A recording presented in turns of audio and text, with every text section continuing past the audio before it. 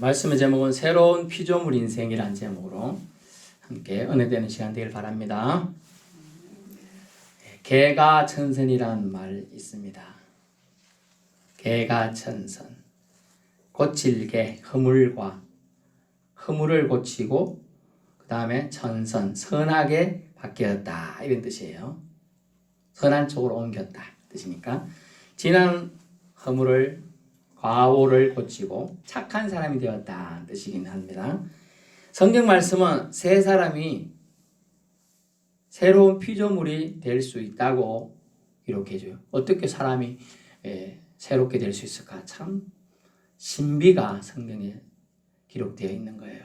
보통 사람은 이제 태어나는 순간부터 서서히 세포들이 활성화되는 좀 시기가 있다가 그 다음에 세포들이 활성화되지 못하고 있습니다. 그래서 늙어지고 죽어지고 가는 것이죠. 우리 오늘 본문을 통해서는 그 방법이 뭐냐 하면 새로운 피조물로 살 수 있는 방법을 말해주는 거예요. 목사님 어떻게 새롭게 돼요? 요한복음에도 어떤 니고데모라는 제자가 거듭난 사람이 될 수 있다. 그러니까 우리 엄마 뱃속에 다시 제가 들어갑니까? 엄마보다 제가 더 큰데요 키가. 이렇게 말했던 제자가 있어요. 제자라면 최소 학문도 배움도 좀 있는 학문이에요. 그 니고데모라는 사람은 공의원이었다 이런 말이 있으니까 어느 정도 실력 있는 사람인데도 그런 말을 하는 거죠.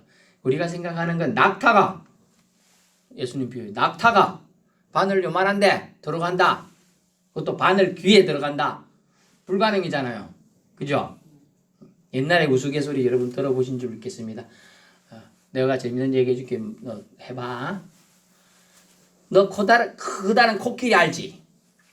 여러분 코끼리 알아요? 예. 코끼리를 냉장고에 넣어봐. 그러니까 머릿속에 우리가 냉장고는 저희 어릴 때만 냉장고가 큰 내용을 넣고 대부분 요만해서 조그만했거든요. 근데 비싸기도 했지만은 근데 코끼리는 최대한 이만하잖아요. 와 이런데 요만한 냉장고에 들어갈 수가 없잖아요. 그래 좀 똑똑한 애들은 냉장고를 다른 코끼리보다 더 큰 걸 만들면 된다.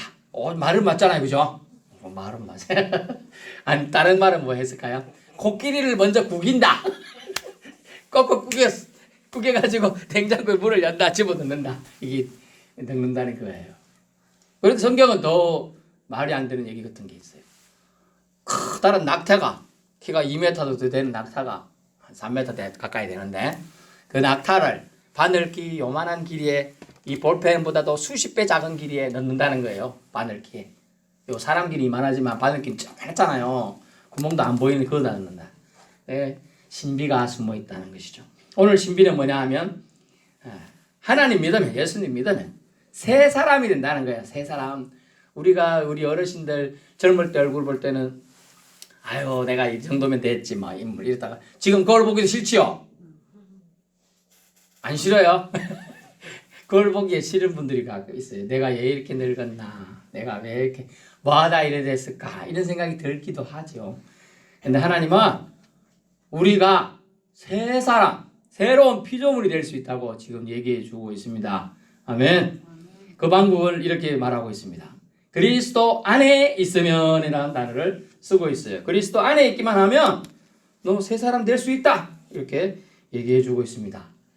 얼마나 참 쉬운 말로 써놓고 있어요. 그리스도 안에 있으면 en Christus 헬라어로 그렇고요. 영어로는 in Christ 예수 안에 있으면 된다 라는 거예요.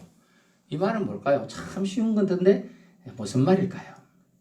이 말씀은요. 그리스도 중심으로 생각하고 그리스도 중심의 삶을 살아가는 걸. 즉 생각을 그리스도 중심으로 삶도 살아가는 생활 방식도 그리스도 중심으로 사는 것을 말한다 하겠습니다.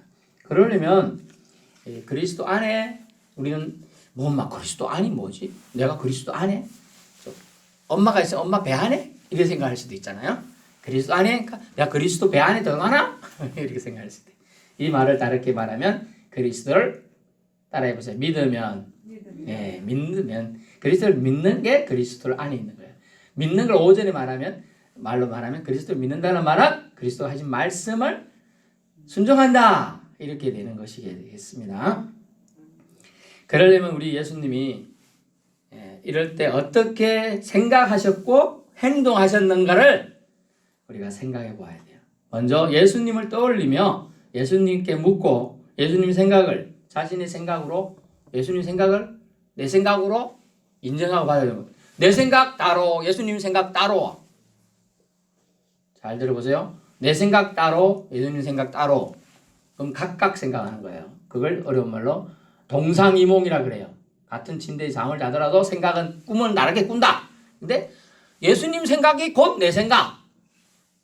이게 그리스도 중심의 삶이고 그걸 어려운 말로 예수 안에서 또 예수님을 믿는다 라고 말하는 걸 우리는 기억해야 될 줄로 믿습니다.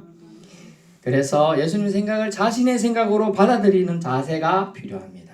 예를 들면 마가복음 오늘 참조 말씀 띄워주세요. 1장 16절부터 있는 말씀. 예, 16절부터. 예, 이렇게 놔두세요. 그러다가 17절 띄워주세요. 세베대의 이제 아들들이 나오고요. 그리고 1장 16절부터 있는 말씀으로 무엇이냐면 시몬과 형제 안드레가 바다에 그물 던지는 장면이에요. 우리가 바닷가에 사는 사람이니까 그물 던지는 걸 생각해 보세요. 그들은 어부인데 예수께서 지나가시다가 이런 말합니다. 나를 따라오너라. 내가 너희를 사람을 낚는 어부가 되게 하리라. 우리가 바다에 어떤 사람이 물에 빠졌어요. 그래 구할 방법이 없어서 구명조끼가 있으면 던져줄 것이고 구명조끼가 없으면 보트를 던져줄 이게 튜브 같은 거 던져줄 수도 있잖아요. 그런 것도 없어서 하다못해 거물이라도 던져가지고 사람을 잡아서 그저 얹는 건가 이렇게 생각할 수도 있겠습니다. 사람을 낚는 어부가 된다고 하니까. 그런데 토를 하나도 안 달고 이 시몬이라는 베드로하고 형제 안드레는 어떻게 하느냐? 18절 곧 그물을 부려두고 따르니라 라고 되어 있어요. 또 19절에도 세베대의 두 아들이 나오는데 그들 야고보와 요한이라는 사람이에요. 이들도 똑같은 것에 있는데 어떻게 하는가를 봅니다. 곧 버려둔다 라는 표현을 쓰고 있어요. 어떠냐? 예수님이 나를 따르라 하니까 아버지도 버리고 품꾼들도 버리고 배도 버리고 예수님을 따릅니다. 여러분 아버지 생각하는 아들이 아버지 그냥 아무 생각한 아버지 일하고 계신데 자기만 어디 간다.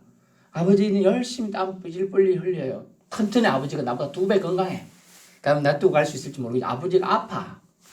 간신히 일을 하는데 내가 가서 건물 한번 땡겨주면 편한데 아니 아버지가 혼자 땡기려면 30분 걸려. 내가 같이 땡기면 10분도 안 걸려. 그러면 어떡하겠어요? 아들이 같이 해주고 싶죠. 정상적인 아들이라면 그래. 막내 아니 같으면 놀러 댕길 수 있을지 모르지만 그런데 아버지 생각을 뒤로 하고 품꾼들 같이 일하는 사람들 돈 주고 사람이 돈 주고 살았단 말이에요. 이 사람들은 돈을 받으니까 일할 수 있겠어요. 근데 일 시키는 사람이 없고 품꾼들이 있으면 품꾼들이 제대로 일합니까? 아이고 착한 품꾼들은 일합니다. 그죠? 근데 보통은 어때요? 주인이 없어. 감시하는 사람 없으면 어때요? 좀 덜하죠. 네, 그게 좀 달라요. 품꾼들 생각도 뒤로 하고. 그 다음에 배를 제대로 옮겨놓고 가지 않으면 잘못하면 풍랑이 인다든가 이러면 배가 떠내려갈 수도 있고 파손될 수도 있죠. 이런 거 있는데 그런 걸 놔두고 예수님이 부르니까 예수님을 따라가는 장면이 나와요. 20절 곧 부르시니 아버지를 세베대를 품꾼들과 함께 배에 버려두고 예수를 따라가는 장면이 나옵니다. 왜 그들은 예수님을 따라갈까요?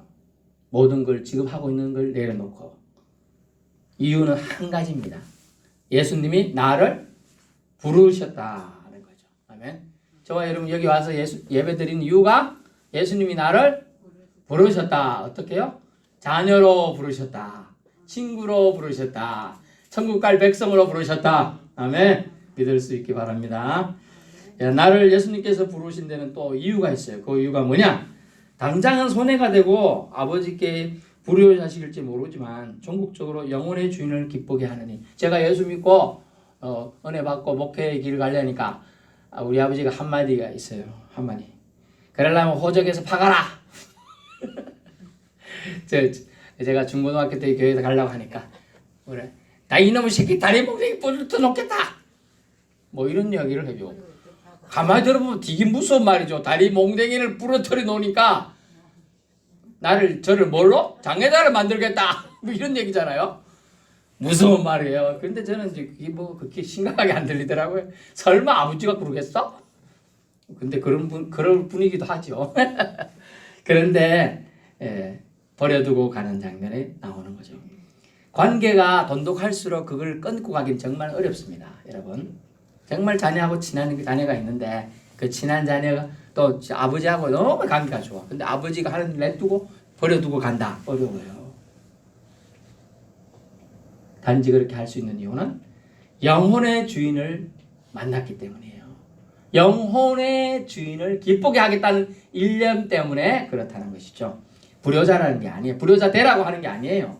우선순위를 잘 정해서 살아라 라고 얘기하고 있는 거죠. 그래서 시몬과 그 형제 안드레를 부르실 때도 그들은 즉시 그물을 버려두고 갑니다. 아마 놔두고 가면 물론 착한 사람들은 아무도 안 쭉 가겠지만은 그물이 필요한 사람 쓱 쭉 갈 수도 있죠.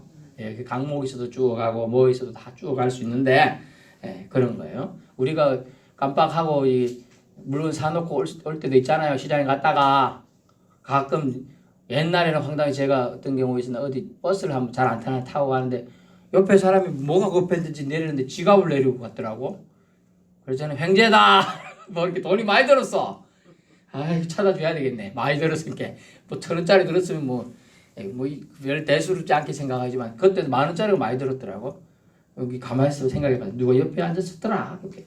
어떤 애기 엄마인데 애기를 이제 급하게 데리고 업고 도착하다 보니 급하게 나가다 보니까 나도 그래가지고 찾아볼게 저쪽 걸어가고 있어. 아직도 이제 뭔지도 모르고 아줌마 이봐있어. 그렇게 누가 부르니까 자기 부른다고 생각 안 해? 또 그런 사람들한테 할 수 없이 뛰어나가가지고 탁 잡고 아줌마 지갑 가져가야죠. 제가 그래 찾아준 적이 있어요.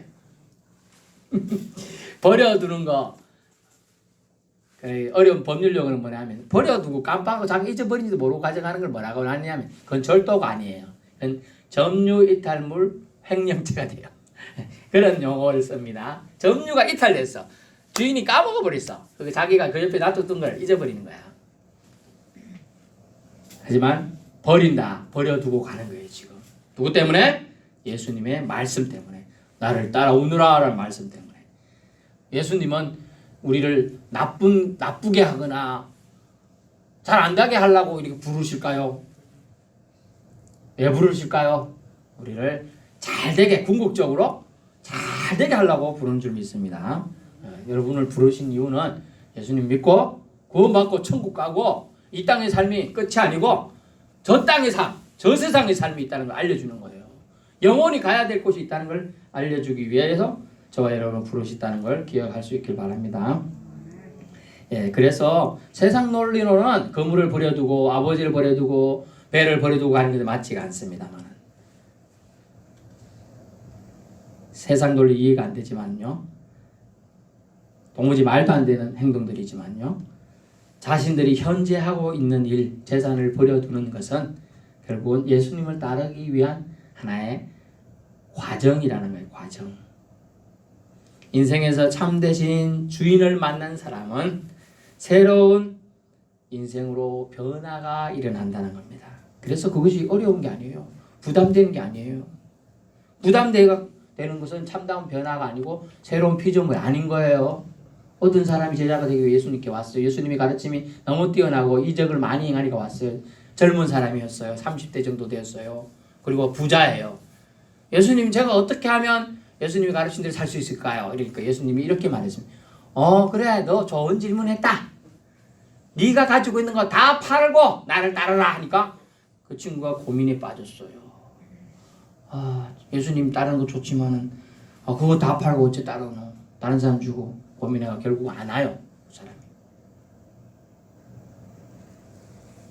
이 사람은 큰 거 재물이 많아서 못 온 거죠. 사실은. 그렇다고 해서 여러분은 배가 있는 분이 있겠지만 배가 그래도 배 한 척 있으면 이게 영 없는 건 아니잖아요. 저도 배 없는데 하나 어쨌든 손수건도 두고 잊어버렸다. 새 거 생각해 보세요. 큰 거 같으면 그냥 잊어버렸지. 새 거를 이렇게 누가 선물 줬는데 비싼 거 받았어요.